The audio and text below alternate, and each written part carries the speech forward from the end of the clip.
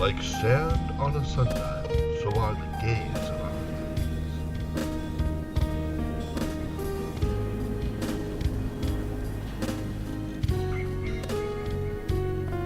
lives. I'm your co-host, Victoria Vivacious Turner. Welcome to the stage, Jack Turner. Hi, everybody. I'm Jack Turner, playwright and lyricist of Lube, A Modern Love Story. I'm here tonight as the host of the inaugural taping of The Gaze of Our Lives.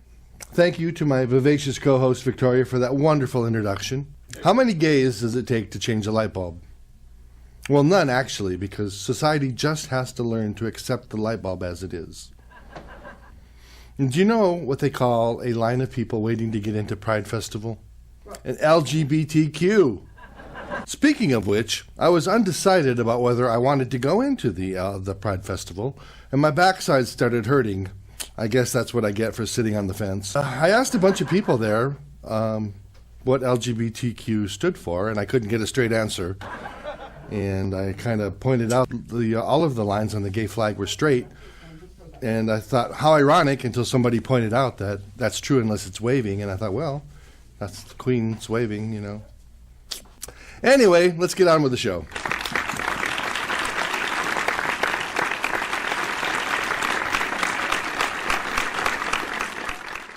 We have some wonderful guests with us tonight. First of all, we have with us two people. They are both independent winners of the National Point Foundation Community College Scholarship, and they are together the president of the Sexual Orientation and Gender Identity Club at Grossmont College, Jazz Cabrera, and the vice president, Gigi Andrews. Here they are. Yay! Welcome! Yay!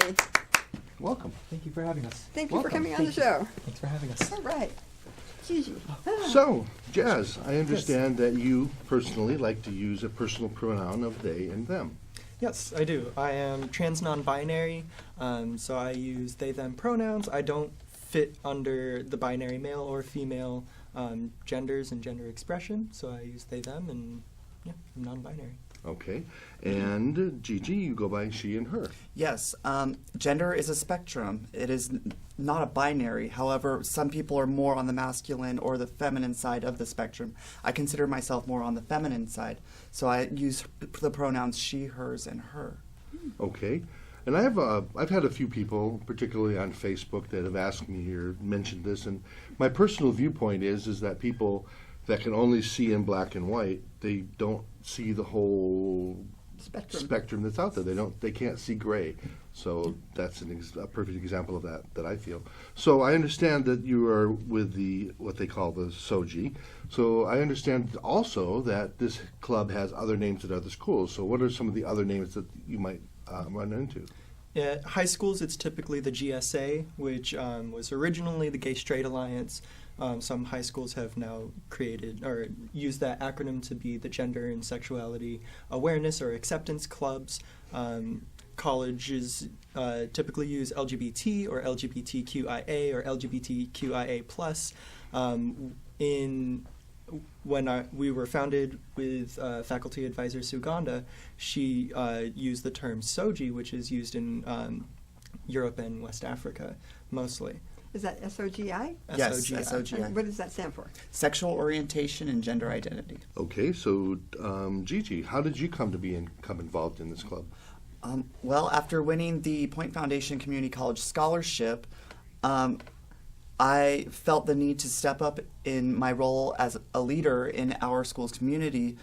I had already been a member of the SOGI Club, but then I ran as an officer, as vice president of the club, and I was nominated, or I won the nomination, and I've been in this role ever since the beginning of the fall 2019 semester. Wonderful. And being one of the community college scholarship winners with Jazz, I feel we can do a lot of great work for our community together. And we have so far. We've done a lot of amazing things for not just the students at our campus, but I feel like the whole county of San Diego. What kind of events do you guys have? So we run a lot of key events. Upcoming this semester, we have Lavender Gala, which we're going to be running Saturday, February 15th, which is going to be an LGBT inclusive prom event for high school and college students, focusing on all aspects of love, not just romantic love, which is what Valentine's Day is focusing on, Right. but most importantly, self-love as well as platonic love between family members, close friends, and mentors as well. Later in April, we'll be running our 5th annual Drag and Talent Show, and then our 4th annual Pride graduation for LGBT students in May. Those sound like very exciting events. They're really wonderful. Yes. My biggest goal helping run this club is to create a campus that is very visibly queer so that students can feel safe and welcome and open to celebrate their identities on campus.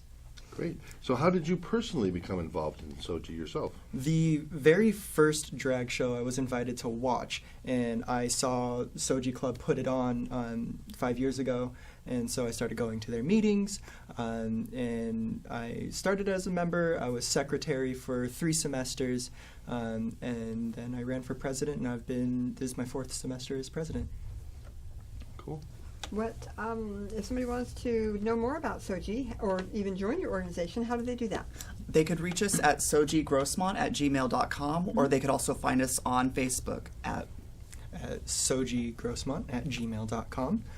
We also have a Google Voice number that you can text us at if you have any questions.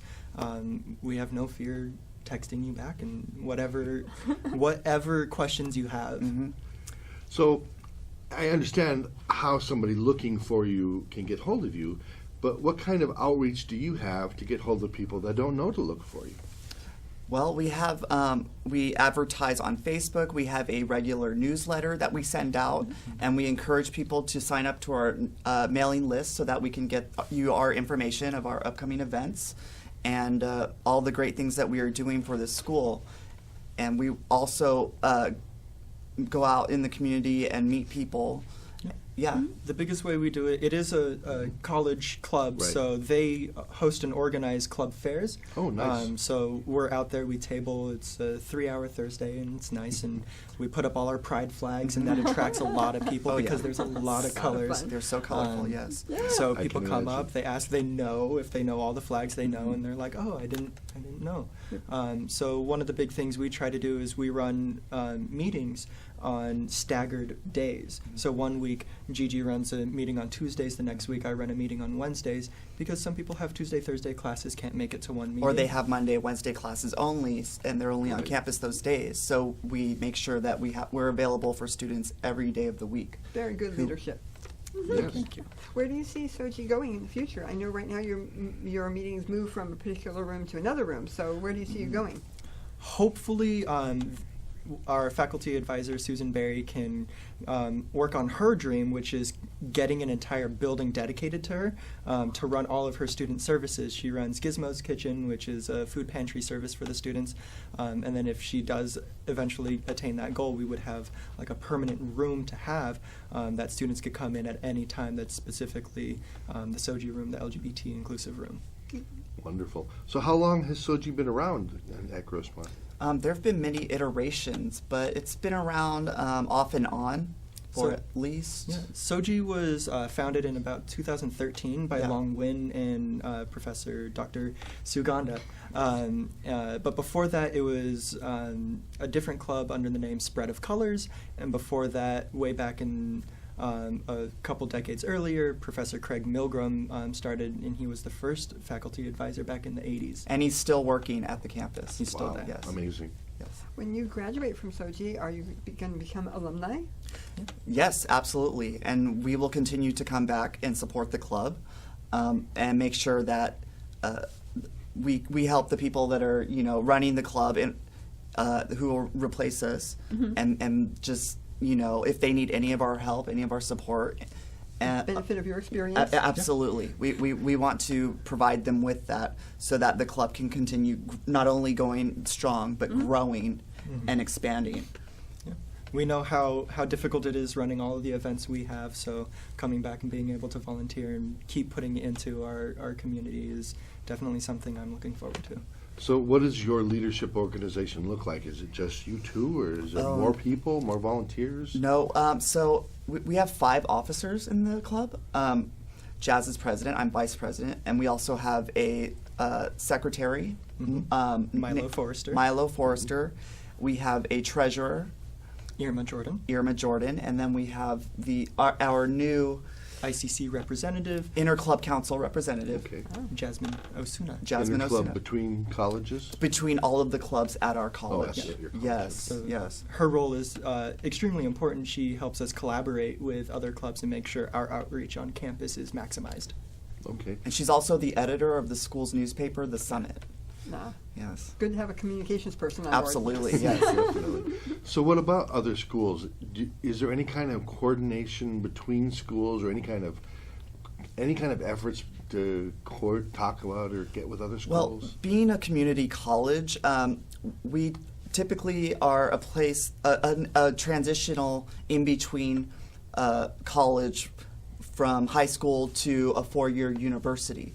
As a 2-year university, we like to get in touch with high school GSAs Okay. and invite them to our events so that they can become familiarized with our campus and with our services, so that they can continue receiving these services after high school and into college.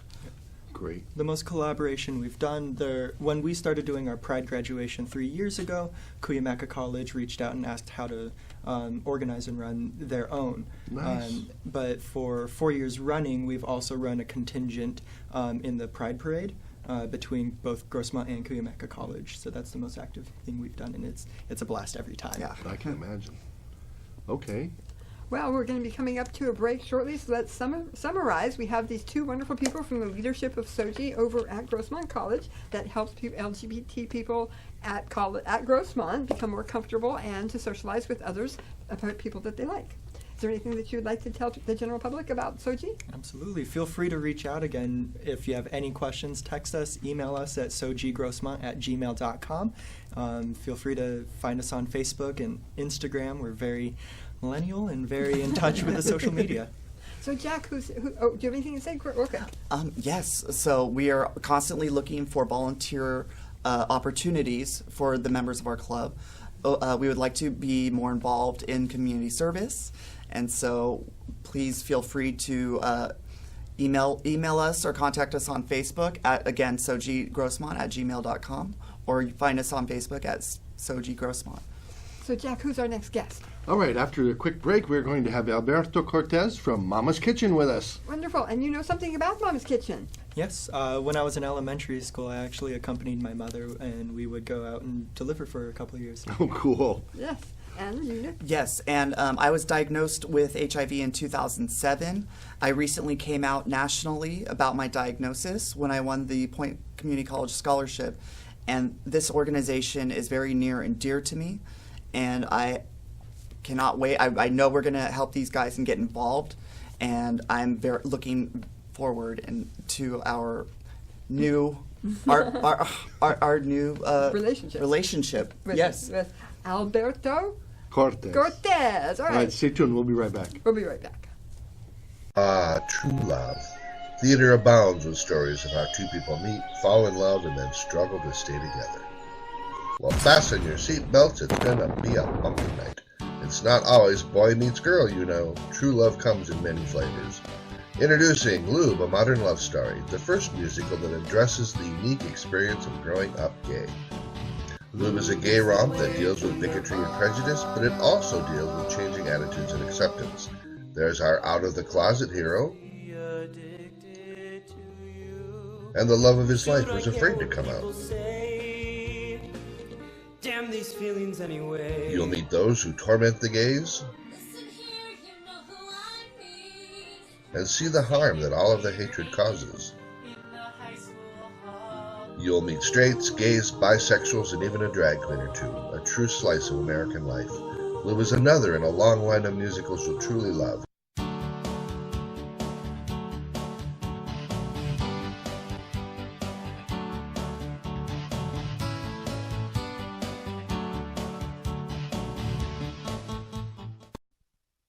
Good evening. My name is Jack Turner, and I'm the playwright for Lube, A Modern Love Story. Tonight we're here to talk about something very important. We will sell no wine before it's time. Oh, sorry, I was channeling Orson Welles there for a moment. Here we go. We're here to talk about a terrible scourge on society, and that is dogfighting. So if you know of dogfighting and you report it to the Humane Society, you can make a $5,000 reward. Again, just go to humanesociety.org/rewards, report dogfighting that you're aware of, and help me put a stop to this. Again, my name is Jack Turner, and I hope to see you at a performance of Lube, A Modern Love Story in the near future. Welcome back to The Gaze of Our Lives. We are very fortunate to have with us today the CEO of Mama's Kitchen, Alberto Cortez. Yay! Welcome. Thank you, Jack. Nice to meet you. Lovely meeting you. Pleasure to meet It's you. a pleasure Victoria, you could join thank us. you. Thank you. So, Alberto, thank you so much for taking time out of your, I'm sure must be a busy, hectic day for being here. My pleasure to be here, Jack. Thank Well, you. Thank you. So I understand Mama's Kitchen was founded in 1990, so why don't you tell us a little bit about how all this started? Sure.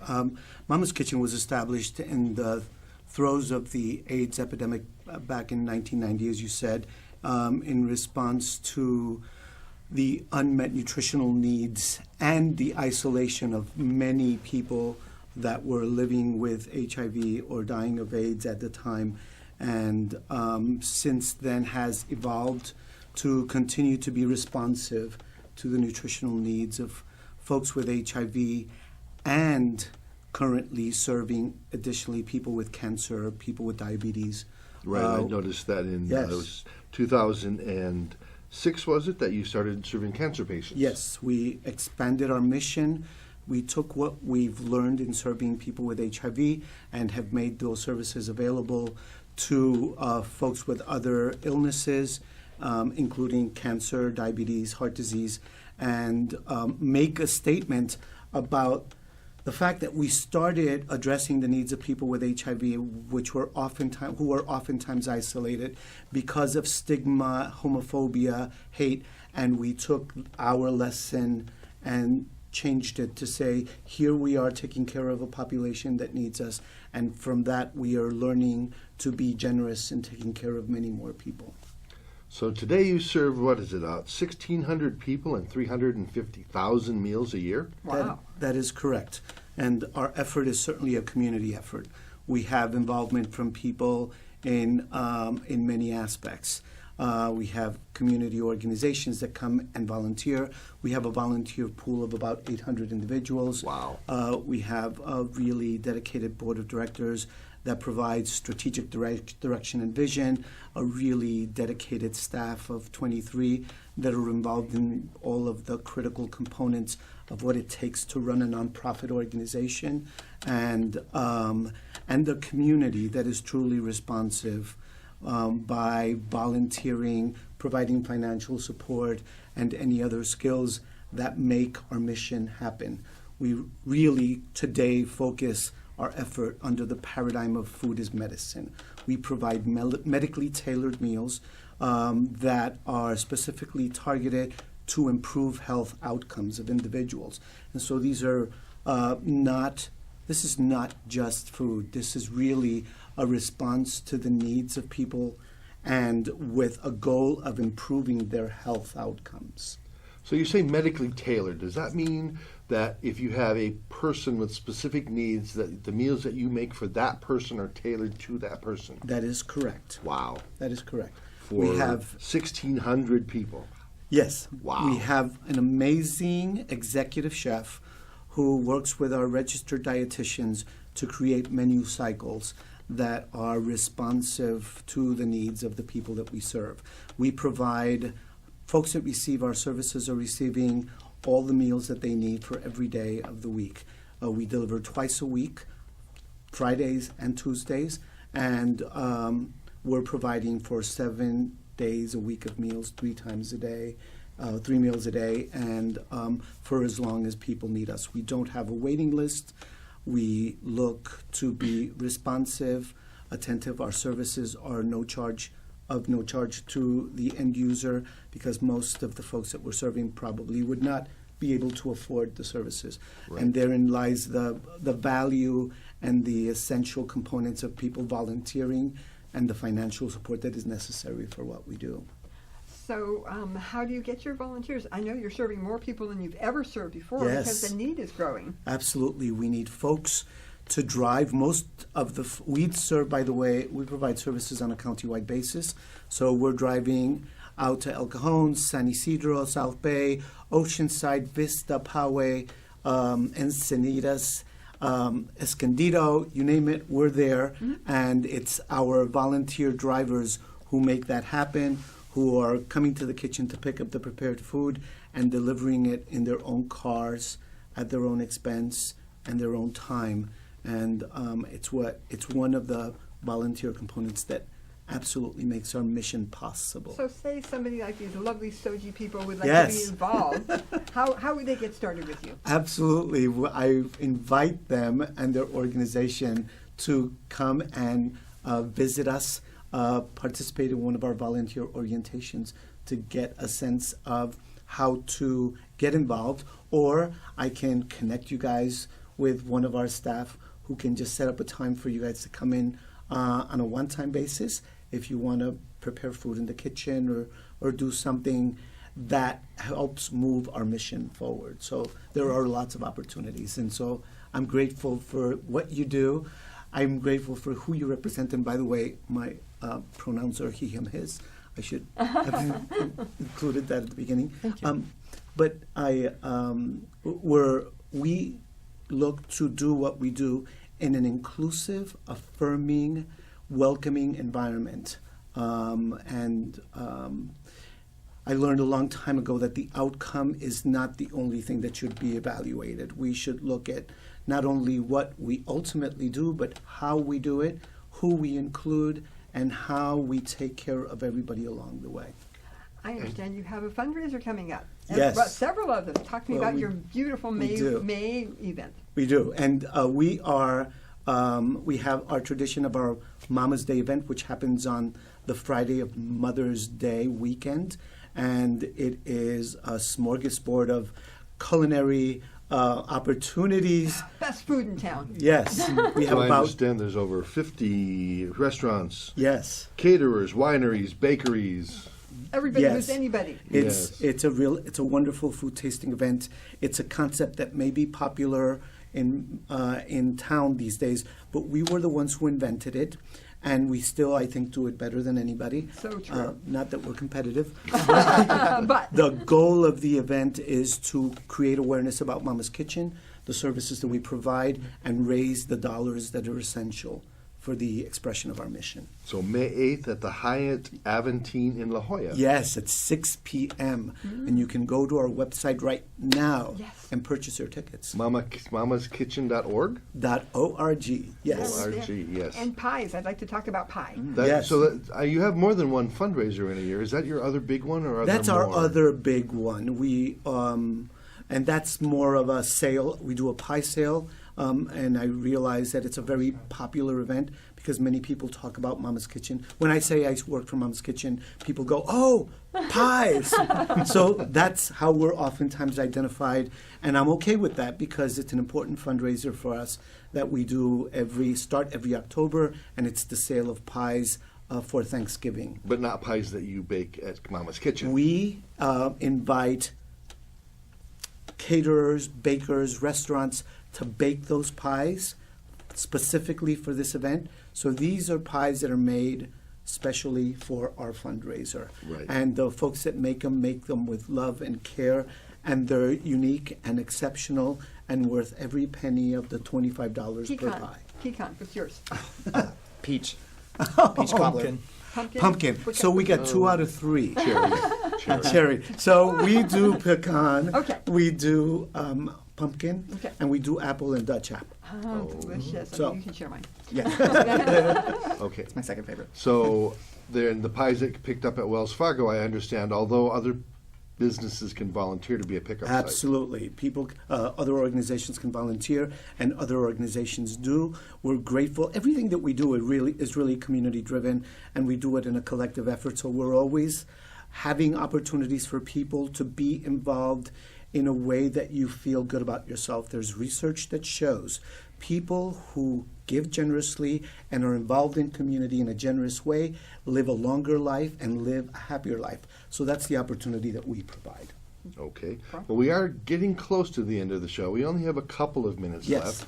Would our SOGI representatives have anything you'd like to say to Alberto? Yes, we really appreciate all of the work that you've done for our community, and we would love to be involved. And we have plenty of hungry students out there that are looking for volunteer opportunities. So yeah, we would love to get involved any way we can, any event. Just let us know. We'll be there. Thank you. We will be You there. are absolutely welcome. Thank you.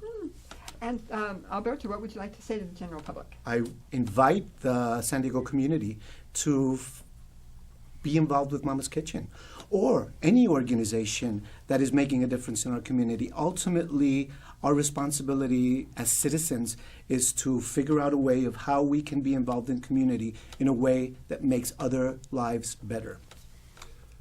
mamaskitchen.org, 619-233-6262. Thank you. And we'll see you all at your fundraiser and your fundraiser. Thanks for being with us. We'll see you here again next week with another mover and shaker in the LGBT world. Thanks very much for being with us. Thank you.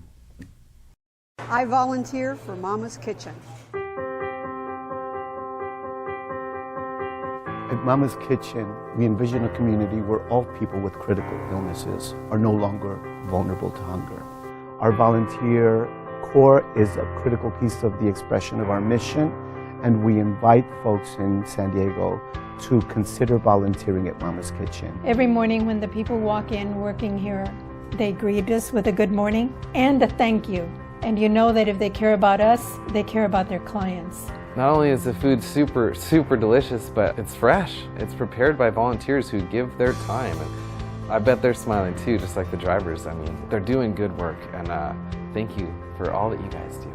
We're always in need of folks to come and help in our kitchen, in our staging area. Hi, I'm Tim. I'm a production cook here at Mama's Kitchen.